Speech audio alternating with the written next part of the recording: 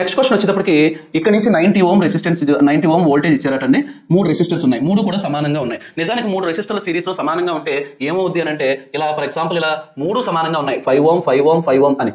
అప్పుడు ఏమవుతుంది 90 వోల్ట్స్ ఇస్తే ఖచ్చితంగా ఈక్వల్ గా ఇక్కడ 30 ఇక్కడ 30 ఇక్కడ 30 సో ఇక్కడ 30 ఇలా డివైడ్ చేసుకోవాలి. కానీ ఇక్కడ ఎప్పుడు ఈక్వల్ వోల్టేజ్ తీసుకుంటుంది అంటే వోల్టేజ్ ఫార్ములా I/R. కరెంట్ వెళ్ళినప్పుడు మాత్రమే అక్కడ వోల్టేజ్ డ్రాప్ అవుతుంది. ఇప్పుడు జాగ్రత్తగా చూడండి, కరెంట్ ఇలా ఎంటర్ అయిన తర్వాత ఇందులోకి వెళ్ళింది. ఎస్, కాబట్టి ఇది వర్కింగ్ లో ఉంది. ఇలా ఎంటర్ అయిన తర్వాత ఇది షార్ట్ సర్క్యూట్ అండి, అంటే కరెంట్ ఇలా వెళ్ళిపోతుంది, అంటే ఇందులోకి వెళ్ళట్లేదు. అంటే ఇప్పుడు ఎన్ని రెసిస్టర్స్ ఉన్నాయంటే 2 రెసిస్టర్స్ ఉన్నాయి. అంటే ఇప్పుడు సర్క్యూట్ లో ఏమైనట్టు అంటే 5 ఓము 2 రెసిస్టర్లే ఉన్నాయి. మనం ఇచ్చిన వోల్టేజ్ 90 వోల్టేజ్. సో 2 సమానంగా ఉన్నాయి. మనం ఇచ్చిన వోల్టేజ్ సిరీస్ లో ఉన్నాయి. సో సిరీస్ లో 2 రెసిస్టర్స్ ఉన్నాయి. అప్పుడు 2 ఈక్వల్ గా డివైడ్ చేసుకుంటాయి. అంటే ఇక్కడ ఎంత ఉంటుంది అంటే 45 వోల్ట్స్ ఉంటుంది, ఇక్కడ ఎంత ఉంటుంది అంటే 45 వోల్ట్స్ ఉంటుంది. సో ఇక్కడ వోల్ట్ మీటర్ కనెక్ట్ చేశాడు, అంటే రెండింటికి కనెక్ట్ చేసినట్టు చూపిస్తున్నాడు, కానీ ఒకదాని వాల్యూ చూపిస్తుంది. ఒకటి ఎంత అంటే 45 వోల్ట్స్.